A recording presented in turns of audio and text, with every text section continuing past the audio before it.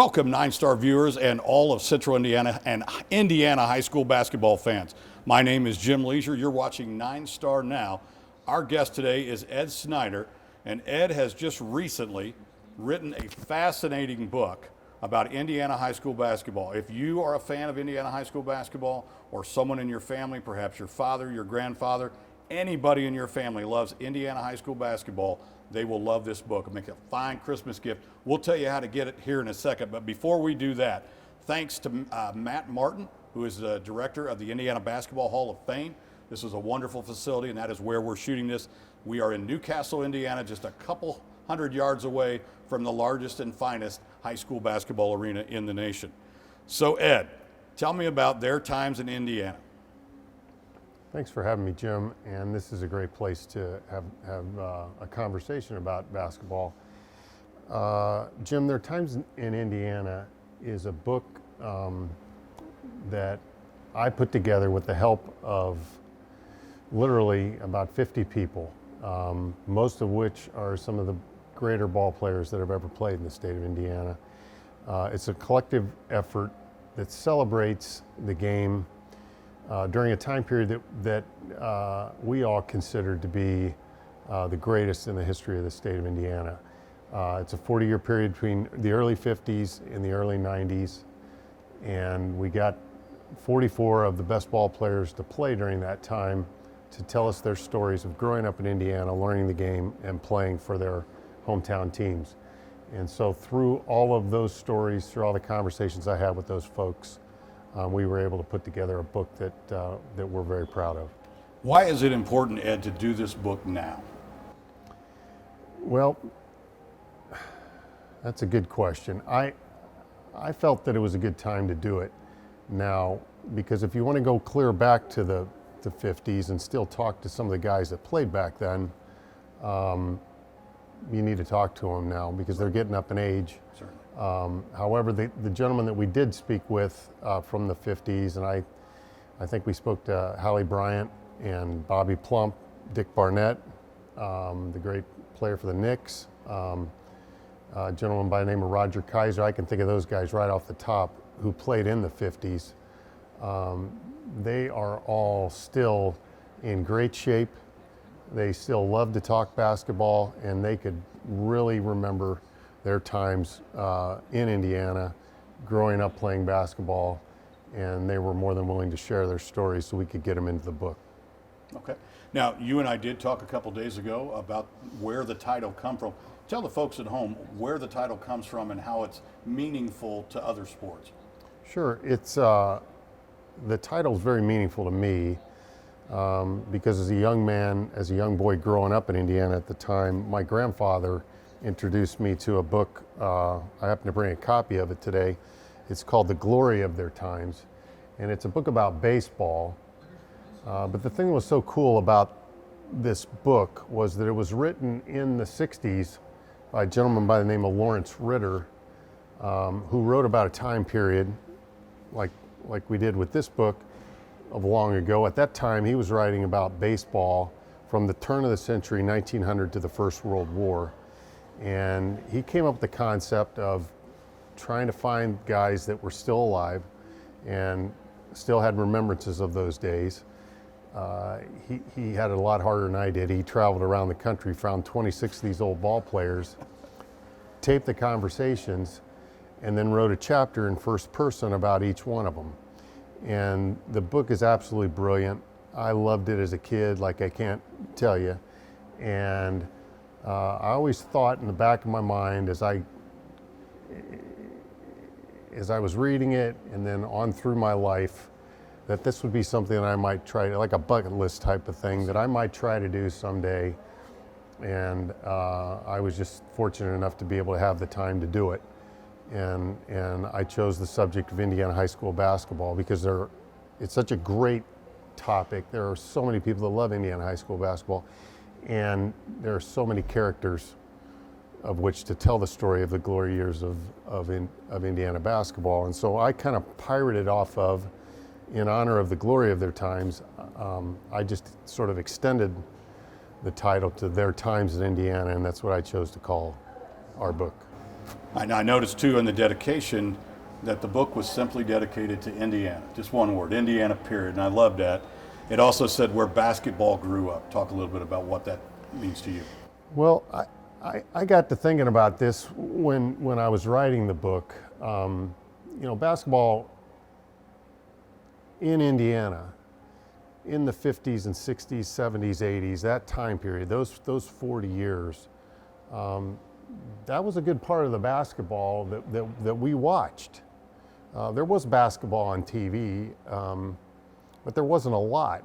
And certainly on Friday and Saturday nights, I'm not sure there was any.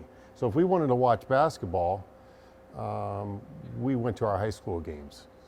And our high school basketball games were so great during that time. They were so well attended, it sold out gyms everywhere. And there was such a passion for high school basketball that I really think during that time period, those of us in Indiana, we had it better than everyone else. Pro basketball wasn't a big deal at that time. College basketball was just starting to gain its footing.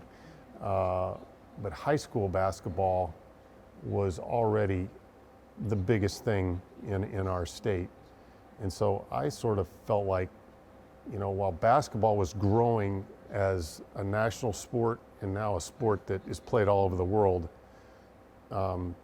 it was played at its best at the high school level in Indiana. Certainly hard to argue that if you were in Indiana in that time, sure, and you lived it, played it, and watched it, and I was fortunate as you were to do all three. Now, I got to be honest with you, when I read that dedication, my mind immediately went to a quote by Dr. James Naismith, as most people know, who invented the game of basketball in 1891 in Springfield, Massachusetts. He was actually invited to come to Indiana in 1925 as the guest of Arthur Trester, who was the commissioner of the Indiana High School Athletic Association. And the state finals then were played at the state fairgrounds in a place called the Cow Barn. And I don't know if you're familiar with the facility, but it's pretty aptly named. And there were 7,000 or 8,000 people crammed in there, and they they turned away 7,000 or 8,000 more. And Dr. Naismith was just blown away. And basically his comment to the paper the next day was, basketball may have been invented in Massachusetts, but it is made for Indiana. What do you think he meant by that? How is basketball made for small town Indiana in the 50s, 60s, and 70s? I had a great conversation with Jack Kiefer, the great coach, who was kind enough to introduce my book. And I think he most eloquently described it to me about just how great a place Indiana was for basketball. We don't, certainly in those times, we didn't have a whole lot to do in the winter. True.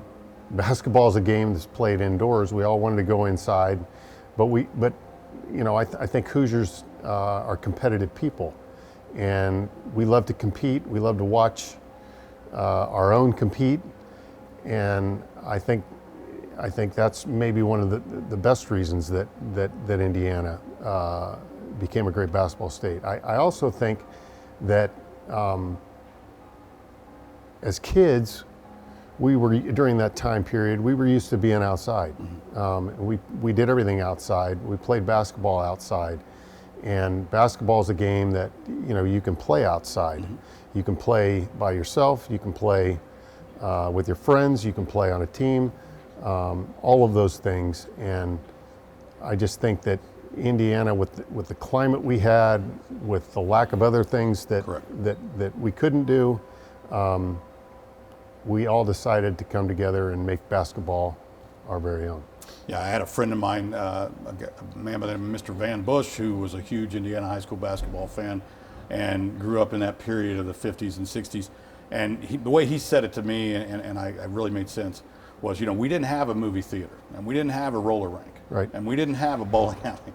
We had Indiana high school basketball. We did. And that was our entertainment, and that's where we went to be entertained. We did, and the other great thing about Indiana, certainly in the 50s and 60s, we probably had more high schools per capita than any state in the country, and every high school had its own basketball team, and every high school had its own community to support them, and that made it provincial. That made it something that we all loved, and we could all compete equally throughout the state. Okay. Ed, at this point, I'm going to go ahead and show the cover of the book again. I'm going to let you talk about how folks can get the book. Tell us about where they go, what website, how much, and where are the proceeds going? Sure. Their Times in Indiana is a privately published book. We published it through a company called Author House, which is located in Bloomington, Indiana. And so the whole book basically was put together in Indiana, which I'm very proud of. To purchase the book, there's only one way to do it, and that's to go to our website, which is theirtimesinIndiana.com. As soon as you go to the website, it'll become very easy for you to see how to purchase the book. The price of the book is $30. The reason why we're only selling it on our website and not on Amazon or in bookstores is because all of the proceeds of the book are going to be directed to the YMCA's of Indiana. They're our charitable partner. They have a lot of great things going on that we're very excited to be able to support. When you buy a book on Amazon or you buy a book at a bookstore as a first-time author, it's very unfortunate how little actually gets generated. And so we just decided to skip that avenue altogether, to try to make it known to everybody that the way to buy the book is through the website.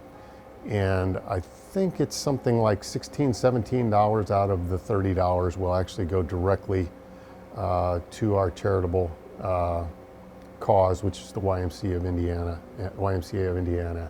And so that's why we decided to do it that way. And one of the things, folks, that I think brings this whole project full circle, the game of basketball, again, was invented by Dr. Naismith in 1891 at the Springfield, Massachusetts YMCA. Well, that's incredible. That's very ironic. I didn't know that, but that's a wonderful thing. But what is really cool for all of the players that we have in the book is that most of those guys, as well as all of us, played our first basketball at the Y. So everybody knows the Y. We've all been influenced by the Y. We've all participated at the Y or had our kids participate at the Y. It's a big part of life in Indiana, and so it's just the perfect charity for us to support. And you did. You just described me. I started my first basketball league was at the Short Ridge Road at Randsburg YMCA on the east side of Indianapolis. Sure. And later my children went through there as well. So folks, buy the book. Again, it's an excellent Christmas gift. You're sitting around. It is, of course, coming up the holiday season. You're wondering, do I get Dad another tie or another sweater? No, the answer is this book. Again, get it for your dad, your grandpa, or any high school basketball fan in your family. You and I talked the other day, and it seems like there was one particular interest where that's what we got bit by the bug. And you talked about a Lafayette sectional in the mid-'70s. Talk a little bit about that atmosphere. Talk about that passion. Talk about how, as an 11-year-old kid, you were bitten and never to look back. Oh, absolutely. Lafayette was a very typical community in the early 70s, in that the sectional had one power and then a bunch of smaller county schools that fed into that sectional. And Jeff just dominated that sectional year after year. I think they set state records in the number of consecutive sectionals and regionals they won in the Lafayette sectional and Lafayette regional. And it just didn't seem like anybody was ever going to beat them. But in 1973, the little Catholic school in town, Lafayette Central Catholic, put together a team, had a great coach by the name of Val Brown, and in one of the most shocking upsets I've ever seen in my life, I would still consider it to be one of the 4 or 5 most exciting sporting events I've ever seen. Lafayette Central Catholic was able to knock off Jeff, and just being fortunate enough to be in the building that night and to witness the whole scene, to watch the Jeff fans just absolute gasp and shock as they lost, and then to see the Central Catholic fans and then all of the other fans of the small schools that were all rooting for CC to knock off the Goliath in Lafayette. It was just a once in a lifetime moment. And I think I wrote in the book when I wrote about it, if you were there, you haven't forgotten it. And I certainly have not. That is the exact line you wrote, and it really hit me hard. Folks, that's the way it was. In those days, each school got an allotment of tickets. And then when your team got beat, you didn't quit going to games. you had a ticket, and it was gold. And you went to the games, and like you said, normally rooted against the big schools. So Sure. A sectional ticket was a difficult ticket to get in those days. So, all right, so the book took you about 13 to 14 months. What types of questions did you ask these men, or tell us a little bit about the process of how the question and answer, give and take, went out? What I really worked on, Jim, in doing the book and talking to all these guys, was to engage them in a conversation. I shot them a few questions in an email before I talked to them and said, you know, I'm not going to sit here and go through these questions and ask them as if I'm interviewing you. It's going to be more of a conversation. But here's some things that you might think about before we do it and help make up your mind, you know, what you want to talk Which about. direction you want to go. Yeah, but I said, rather than for me to interview you and ask you all these questions, what I'm looking for, what's going to make the book good, is if you tell me the stories that you remember, when you think back to those years in your life that you played in Indiana. And again, we limited the scope of the book from the time you're growing up to when you're playing in high school. Most of the guys in the book went on and played in college. A lot of them played in the pros, but I said, you know, we're only going to talk about up to high school. And I think those guys loved it. And they all were fully engaged. They came armed with stories. And I pretty much just let them take the conversation where they wanted to go and basically converse with them like you and I are conversing, right, as opposed to having a list of questions to go through and doing it that way. And I think in that way, we were able to get the things that were most important to them out into the conversation, and then I was able to write about those things. So ultimately, 44 different men were included in your book, and I know many more were asked. Talk a little bit about, without naming names, how if I'm sitting at home and I pick this book up and I say, why isn't my favorite guy in this book? Yeah, well, I might correct you and say that there weren't many more that were asked, but there were several that were asked, and for various reasons, they chose not to participate. I'll throw two guys out, you know, just in the open: Larry Bird, Oscar Robertson, two of the great legends of Indiana. I'm sure those guys have had so many books written about them that they didn't have anything left to tell. But what we really wanted to do with the book is, like I previously mentioned, is get guys who would really be engaged in it. Okay. And obviously there were a few guys that we asked that maybe I wasn't effective enough in communicating what we were doing, or they just weren't interested. But the most important thing to me was that the 44 guys that I did talk to were fully engaged. I mean, I had guys like Kent Benson and Steve Alford and you know, some of the best players who've ever played in the state thanking me for being included. And so those guys were great to talk to because they really kind of understood the concept and what we were aiming for with the book. And having all 44 guys participate to that level really made it easy to write the book. So now, when I picked up the book and began to read, the first thing I tried to do was figure out the order. Okay, is this alphabetical? No. Is this by year of graduation? No. Is this, by uniform number? No. Right. Tell us a little bit. You and I talked a couple days ago on the phone about why you started with who you started with and why you ended with whom you ended with. Well, the order is really pretty random. It's just something I came up with. It worked for me, so hopefully it works for everyone else. But as you mentioned, the first and the last chapters were significant to me in that my first chapter, the first ball player that I feature in Their Times in Indiana is Larry Humes from Madison.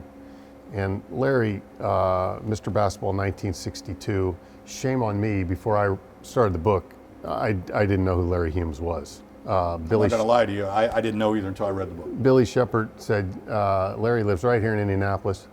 You should talk to him, Ed. And boy, am I glad that I did, because he's just a great guy. He has an incredible story, and I was so moved by Larry's story and so proud of the friendship that I now have with him that I want anyone who picks up the book and decides to start at chapter 1 to read the story of Larry Humes. It's certainly worth the time. The last chapter in the book is on Brian Evans from Terre Haute South, played at IU. And of course, I knew of Brian. I did not know Brian, but I have gotten to know Brian through the process of writing the book. And his story is just magical. I really consider Brian to be the all-Indiana kid, like the all-American kid. He's the all-Indiana kid. He was the kid who grew up and just wanted to play, wanted to become as good a player as he could, dreamed of someday playing at IU, hoping that he would be that good, but never really expecting that it would ever happen. So he was kind of like all of us as kids. And his story and the stories he told me and the conclusion to his story was so perfect that I decided to make that the conclusion of the book. And you know, Ed, one of the things as I read through the book that I found fascinating was you mentioned Brian Evans, and he grew up and he wanted to be an Indiana Hoosier. He wanted to play on the Indiana All-Star team. Many of these guys had much different goals, and they said, you know what, I never once thought about playing for the All-Star team. I never once thought we could win the state championship. Right. I just wanted to represent my community. I just wanted to get out on that floor. Troy Lewis, he talked about being an Anderson Indian and walking out on that floor in front of 9,000 people and dimming the lights. and that's all he ever wanted to do. Sure. And then, of course, the rest of it came for him. But, yeah, that's the thing that I enjoyed the most was just how every one of these guys is different. There's really not a clone in here. Would you agree? Absolutely. And yet the thing that they all shared, which I didn't know until I talked to all these men, was how important their high school career was, how much they loved the times that they grew up learning the game, playing the game outside, playing with their friends and teammates, learning from their first coaches what it took to become a great basketball player, and just how incredibly important that stage of their life was in comparison to all the great things that they did after they got out of high school, which just amazed me and really gives you an idea of just how significantly important it was to all of these men to be a part of the heritage of Indiana high school basketball. Which actually leads me into my next question, Ed. You walked right into it here. You asked the question in the book about whether or not, you know, if you're wondering, did these guys appreciate it as much as we appreciated them? And your line was, believe me, they did. They did. Okay. And, you know, I love the line that you put in here. These are our guys from our state playing our game. And, again, I really loved that connection between the fans and those players and those communities, because that really was real. If you don't think it was real, you weren't there. Yeah. It was really cool in writing the book, Jim. There were, I would say, somewhere between 8 and 12 players, I can't think of it right off the top of my head, who grew up in Indiana, obviously played high school ball here, and then left the state to go play outside of the state, which is a whole nother thing we could talk about, which is just how respected the state of Indiana was by college basketball coaches outside of the state, that they would come to Indiana, or they had bird dogs in Indiana to find these great players and get them to schools down south. But there were 8 or 12 guys that basically left the state to make their careers in basketball or whatever outside of the state and really never came back. And to call those guys now, when they're in their 60s, 70s, 80s, and say, hey, I'm writing a book about Indiana high school basketball and I want to write about your career, I can't even tell you how excited they were to get that call, and just how cathartic it was for them to go back in time and talk about those days, because even though they never really came back. They're a big part of their heart is still in Indiana, and the time they spent there, the love they had for the game there, it just showed just how important it was to all of these guys to be a part of Indiana high school basketball. And hearing you talk about that reminded me, my mind went to Jerry Seasting's comment. He said, you know, I was in the NBA, I was in the league, and I was in Boston, and I was in Charlotte, and I would occasionally just venture out to a high school basketball game in those areas. He's like, not even close. Yeah, and small gyms, 100 people, right, no passion. And there's also another passage in the book where Jim Master, who played in Plymouth and then Fort Wayne Harding, and then went on and played at Kentucky. He made very good friends with Matt Doherty from North Carolina, and he would tell Matt about just what it was like to play high school basketball on a Friday night in Indiana and how there would be 8,000 fans there. And he wouldn't believe it. He even talked to Jordan, and Jordan would say, tell me stories about that, even though I don't believe you, because there's no way that many people would come out and watch high school basketball games every Friday night. But obviously they did, and those were things that these players carried with them with great pride and would love to tell other people about. Tell us one more time again, how do folks get the book? Sure. Our website is called Their Times in Indiana, and it's a really cool website. It will help you to kind of see what we did with the book, but most importantly, it's the one place to go to buy the book. The books are $30, and like I said, more than half of the money that you spend on the book will go directly to the YMCA's of Indiana. One other thing as we move on here a little bit, Ed, one of the things that surprised me was how many of these young men were multi-sport athletes. They talked about growing up how they played whatever was in season. If it was football, we played tackle football. If it was baseball, we played on the sandlot. Now, a lot of them did go ahead and specialize once they got to high school. Once they had that growth spurt and they became 6'7", and realized that probably their future, lied in basketball.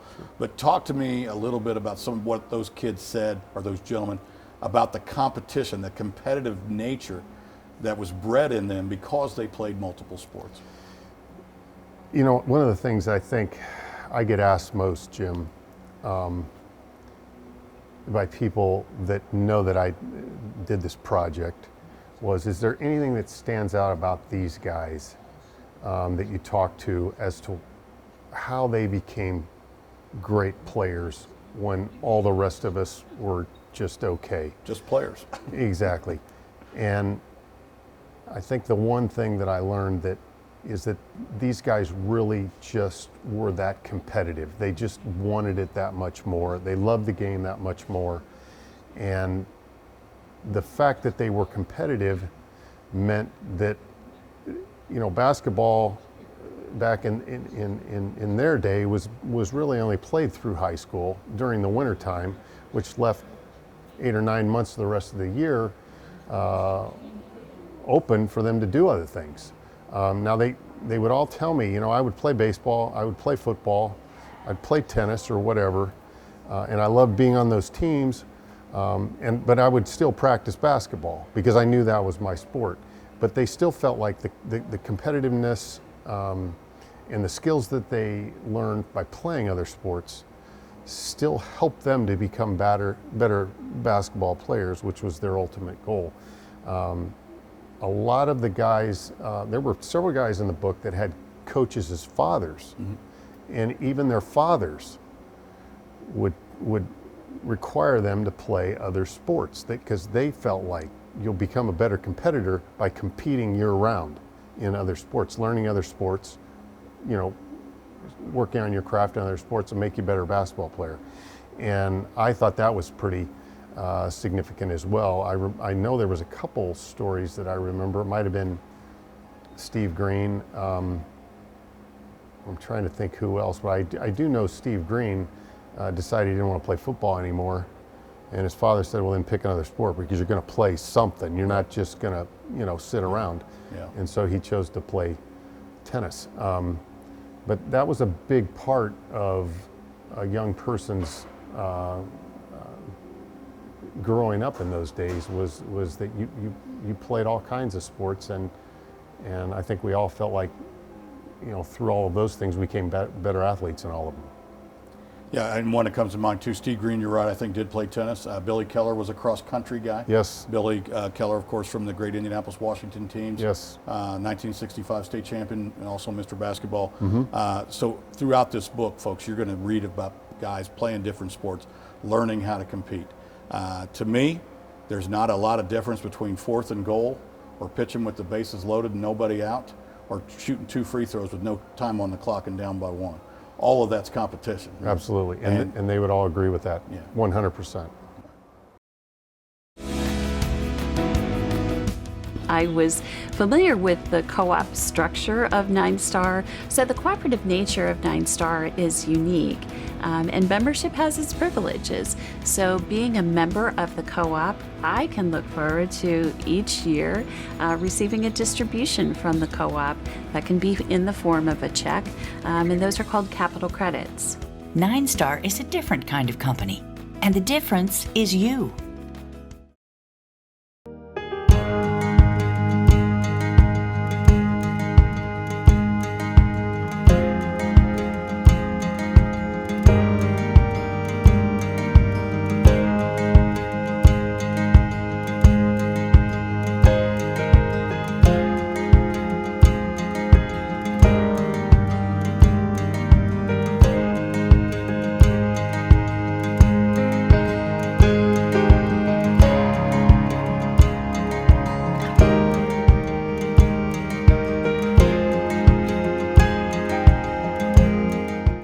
So Ed, the endorsements for your book are a veritable who's who of Indiana high school basketball, and I'm just going to read a couple of them here because I thought each man said something important but yet different.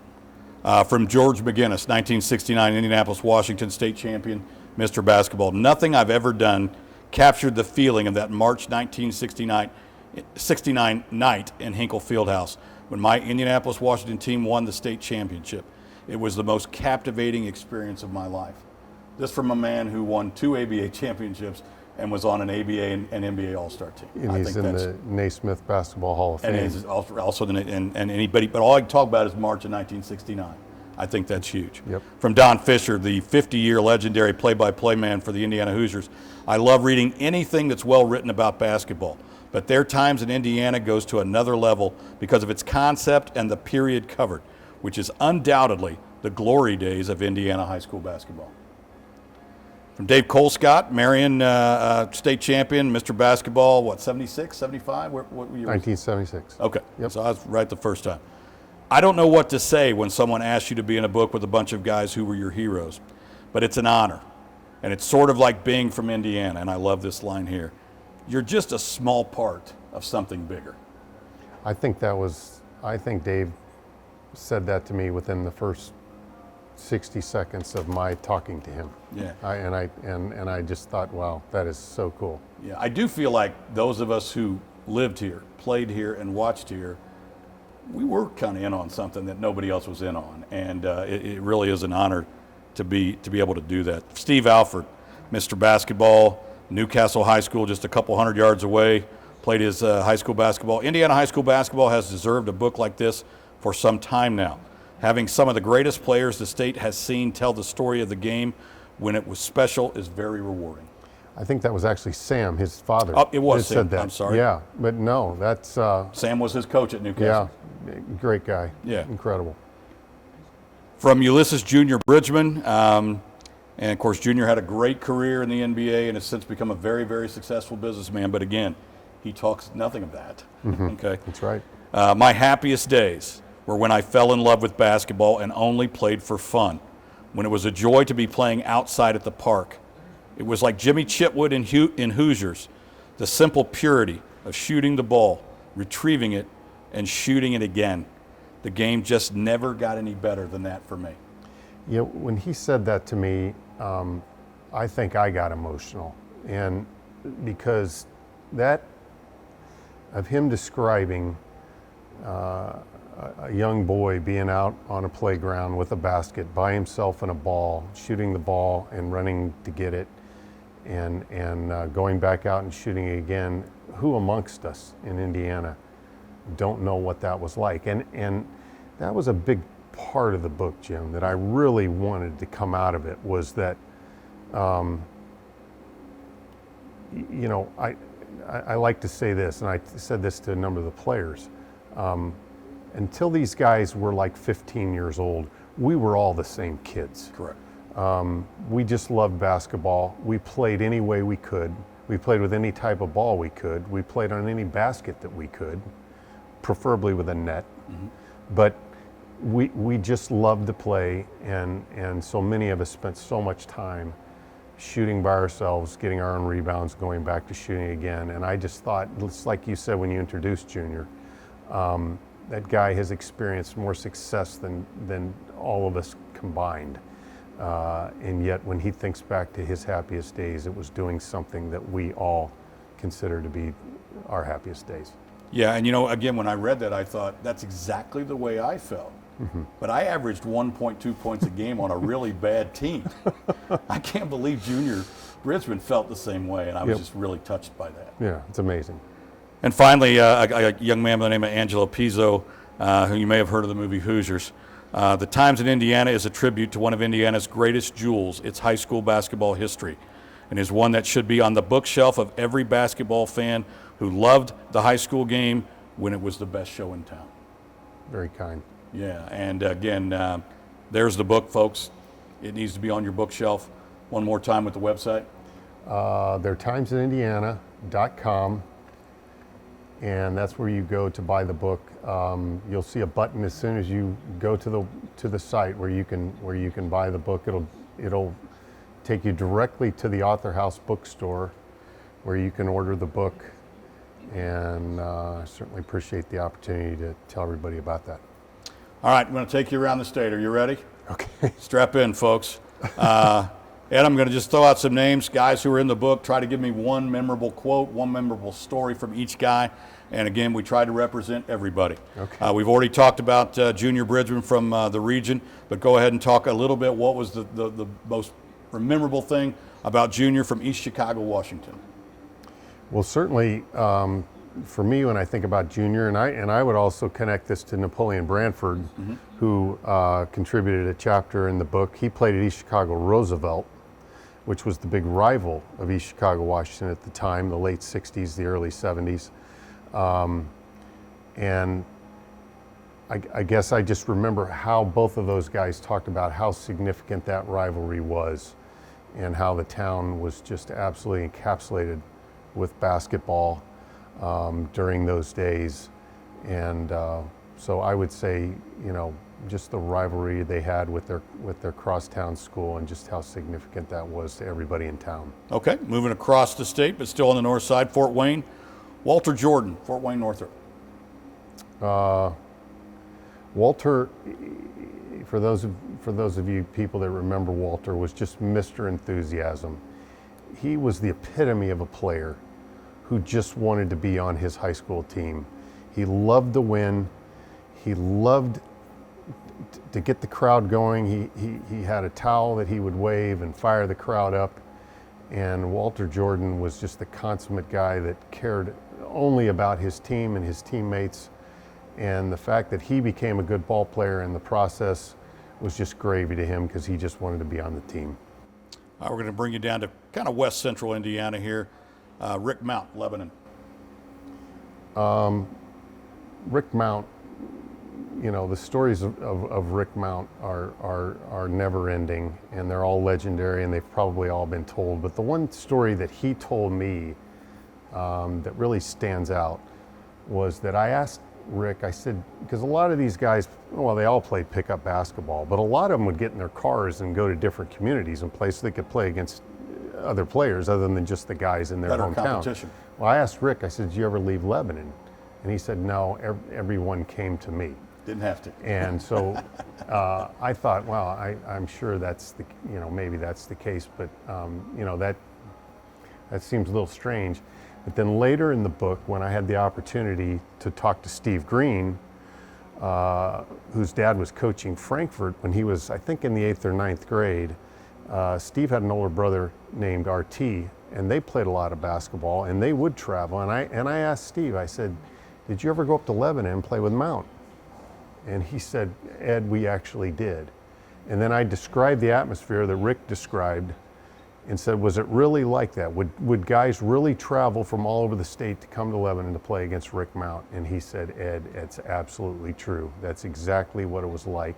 And he said, I remember going up there, waiting quite a while to get into a game, playing one game and losing to Mount, and then getting in our car and leaving because we would have had to wait well over an hour to play again. And he said, I remember telling my brother on the way home, I don't want to do that again because we spend too much time waiting to play. Yeah. And so I remember Rick talking about that and describing that situation, and I thought that was pretty cool. Yeah, I love the way that you described that, because if you're not familiar, when you played at a park or a Dust Bowl like they had on the west side of Indianapolis, winner stays. Winner keeps the court. Loser walk. Yeah. And there would be 6 or 8 teams waiting to play. So the Sure. idea was keep winning. You get to play all day.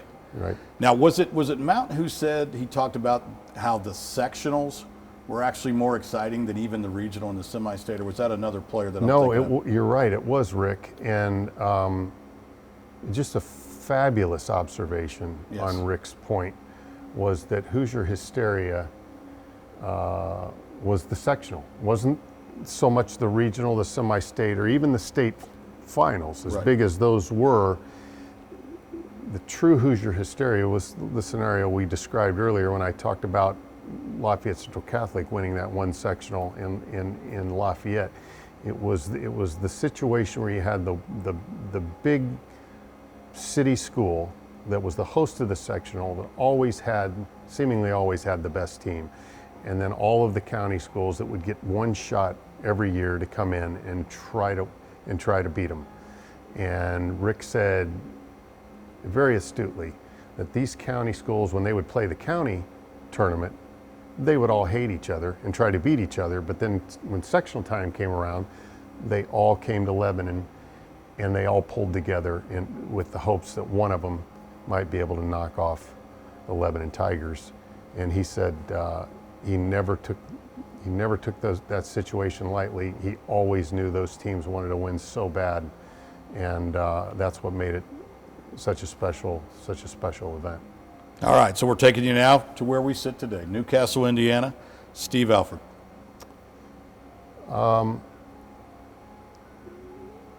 Steve, we opened Steve's chapter with a story that a lot of people I don't think would believe. I couldn't believe it when he was telling me about it, but he said he totally redeveloped his shot after his freshman season of high school. He played freshman basketball for the Trojans, but he didn't get into the varsity games a whole lot. But just playing the little bit that he did and watching from the bench all that he did, he felt like he wasn't prepared to excel without totally redeveloping his shot. And so he went to his father, who was the coach at the end of the season, and said, I want to completely redesign my shot so that I can be more competitive and more consistent with my jump shot. And so I thought that was really a neat story, and it was the first thing that he wanted to talk to me about. I would agree. I actually graduated the same year as Steve and saw him play. That is hard to believe. I never knew that, because his shot was just so pure, and so automatic. He was winning free throw contests. They even got him to the national level. And so he was already a great shooter, right, but he felt like the shot that he had wouldn't translate, so he developed another one. We got to talk about Indianapolis. George McGinnis, Indianapolis, Washington. George is one of the kindest men that you could ever have the opportunity to get to spend time with, and so it was a thrill for me to sit with George. The thing that I'll always remember about George is that I tried multiple times to get him to describe what it was like in high school to be such a dominating player, what it was like to be able to dominate games with his strength and his talent. and George just wouldn't bite. He would not talk about that. He wanted to talk about his teammates. He wanted to talk about his coaches. He wanted to talk about how lucky he was to get to play Indiana high school basketball and to get to learn from Jerry Oliver and Bill Green, who were his two coaches, how to play the game. And he's probably the most humble, dominating basketball player that you would ever get the opportunity to meet. We got to represent the southwest portion of the state. Now, you've touched on the young man earlier, but tell me something again about Brian Evans that you found interesting. Just how hard Brian worked. Brian knew how lucky he was. Brian got a number, and he would be more than willing to sit here and tell you he got a number of breaks that went his way, in that he had the opportunity to play for some very good coaches, both in high school and at the AAU level, that helped bring out the talent that he had. But I think he'd be the first one to tell you that if he didn't have those opportunities, didn't get those breaks from those coaches, that he would have never been able to achieve what he did. Talk a little bit about how he used to shag balls for Larry Bird, and how several years later those tables turned at the NBA level. You know, I'm going to leave that story in the book for the readers. Please, I want problem with people to read that story. That's a great story. I really enjoyed it. It's an amazing Believe me, story. folks, it comes full circle. And then you can't leave out Bobby Plump. Southeast Indiana, Milan High School, 1954, state champions over the vaunted Muncie Central Bears, and of course the movie Hoosiers was based loosely off that particular story. Tell us a little bit about Bobby Plump. You know, it's one of the great thrills for me in taking on this project was to sit with the great Bobby Plump, and for 2 hours get to sit and listen to him tell the story, the whole story of Milan. And it's an amazing story. Bobby's one of the great storytellers who ever lived. And what I will always remember of Bobby was that in the process of writing the book, the way this worked, and I'd like to explain it if I could, is I would have a conversation with the player. I would record the conversation, and then I would write their chapter in first person. When I got done writing the chapter, I would then email it back to the player, let them read through it, and then the player and I would work together to smooth out the edges and get it to where they were totally comfortable with the story. Bobby Plump was one of a half a dozen guys who literally went word for word through his story, which was wonderful. I thought it was great that he was that invested in what I was working on. But he wanted that story of Milan told exactly as it occurred, exactly as he remembered it, word by word. And when I was off in even the smallest little detail, he corrected me and said, "No, Ed, this is what you need to write." And so I'll always remember. I ended up spending probably a total of 5 or 6 hours working with Bobby to get his story the way we both wanted it.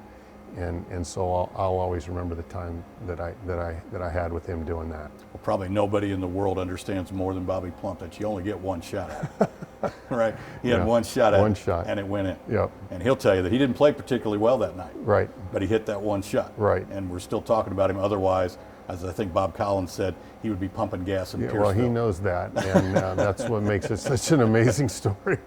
It's a great story. All right. So on the cover of the book here, of course, it has your name, Ed Snyder, with Billy Shepard. And speaking of Billy, I really loved a comment that you put in there in the book. It says, "There is no more than 1 degree of separation between Billy Shepard and almost all the great players who have ever played high school basketball. And when Billy Shepard asks you to do something, you do it." How big was Billy Shepard for you? Well, the book doesn't get written without it, Jim. I'm a big basketball fan, just like you're a big basketball fan, just like there are hundreds of thousands of Hoosiers who are big basketball fans. But I'd never written a book, and the only way I could have wrote this book the way I wanted to write it was to get all of these players to former players to spend time with me and share their stories. That would have been hard to do given that nobody knew who I was. And who? Exactly. Yeah. And thankfully, I've had a friendship with Billy Shepard that has lasted, or that has been with us both for about 20 years. And the bond that we share is our love of basketball. And so I've had this idea, as I explained earlier in our conversation, to do something like this. And so when I ran the idea past Billy, he was all over it. And he said, I can help you do this, because I can, first of all, he said, I know 3/4 of these guys, and the guys I don't know, I can get I to know a with guy one who knows. call. Right. Exactly. Yep. And so, you know, that was what allowed me to do this, because when Billy Shepard, who, by the way, as you mentioned, he is the single greatest ambassador for basketball in Indiana, high school basketball. He knows more about it than anybody. He loves it more than anybody. He probably won't like it when I tell you this, but when I sat with him, I did his interview first, or conversation first. And when I asked him, has there ever been anything to you more significant in your basketball career than winning Mr. Basketball? You know, to see tears rolling down his eyes as he's trying to answer that is absolutely amazing.